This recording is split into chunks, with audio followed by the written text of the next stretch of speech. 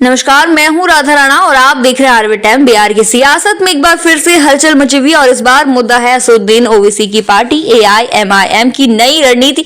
वो एआईएम जो कभी राजद और कांग्रेस को चुनौती दे दी थी, अब उन्हीं के साथ गठबंधन करने की मंशा जता रही है। जी हाँ, यानी जिस पार्टी ने 2020 के विधानसभा चुनाव में सीमांचल में आरजेडी का खेल बिगाड़ा, आज वो उसी महागठबंधन में शामिल होने की पेशकश कर रही है। एआईएमआईएम के प्रदेश अध्यक्ष अख्तरुल इमान ने खुद इस बात की पुष्टि की है। उन्होंने साफ कहा है कि सांप्रदायिक ताकतों को सत्ता से दूर रखने के लिए एक मजबूत गठबंधन की जरूरत है और इसी सोच के तहत बातचीत शुरू की गई है। बिहार की राजनीति में सीमांचल एक महत्वपूर्ण इलाका माना जाता है। अररिया, किशनगंज, कटिहार और पूर्णिया जैसे जिले मुस्लिम बहुल माने जाते हैं और यही वो क्षेत्र है जहां एआईएमआईएम का खासा प्रभाव देखने को मिला था। 2020 के विधानसभा चुनाव में एआईएमआईएम ने 20 सीटों पर चुनाव लड़ा और 5 सीटें जीतने में सफल रही। इन जीतों ने न सिर्फ पार्टी को मजबूती दी बल्कि महागठबंधन को नुकसान भी पहुंचाया। उस वक्त ये कहा गया था कि एआईएमआईएम ने वोट कटवा की भूमिका निभाई, जिससे भाजपा और उसके सहयोगियों को अप्रत्याशित फायदा हुआ। लेकिन अब एआईएमआईएम की सोच बदलती दिख रही है। पार्टी सांप्रदायिक ताकतों को हराने के लिए एकजुट होने की बात कर रही है और खुद को महागठबंधन में शामिल करने की पेशकश भी कर रही है। ये बदलाव यूं ही नहीं आया है। चुनाव के बाद एआईएमआईएम को भी तगड़ा झटका लगा। पार्टी के 5 में से 4 विधायक मोहम्मद इजहार रस्वी, शाहनवाज आलम, सैयद रुकनुद्दीन और अजहर नईमी राजद में शामिल हो गए।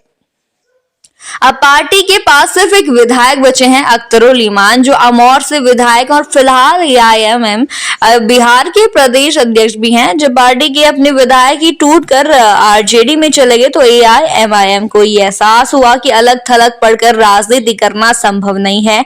शायद इसी वजह से अब पार्टी रणनीति बदलकर एकजुटता की बात कर रही है। हाल ही में ओवैसी ने बिहार का दौरा किया था।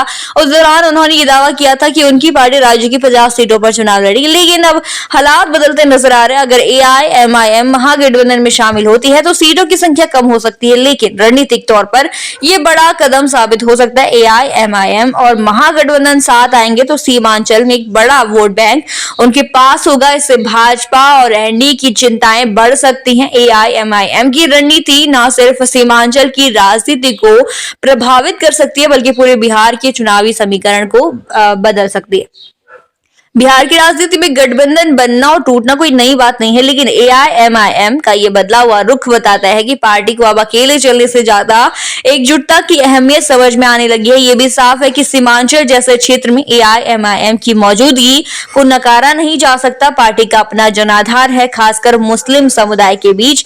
ऐसे में अगर एआईएमआईएम महागठबंधन का हिस्सा बनती है तो ये न सिर्फ सीटों पर असर डालेगा बल्कि वोटिंग पैटर्न में भी बदलाव ला सकता है। सबकी निगाहें राजद और कांग्रेस पर है। अगर वे एआईएमआईएम को साथ लेते हैं तो सीट शेयरिंग, उम्मीदवारों का चयन और साझा घोषणा पत्र जैसे मुद्दे सामने आएंगे। क्या यह साझेदारी टिकेगी या सिर्फ चुनावी जरूरत बनकर रह जाएगी? आप क्या सोचते हैं इस पर हमें कमेंट सेक्शन में जरूर बताइए और बने रहिए आरवे टाइम्स के साथ। साथ ही चैनल को सब्सक्राइब करना न भूलें और हमारी फेसबुक और वेबसाइट के साथ भी जरूर जुड़े।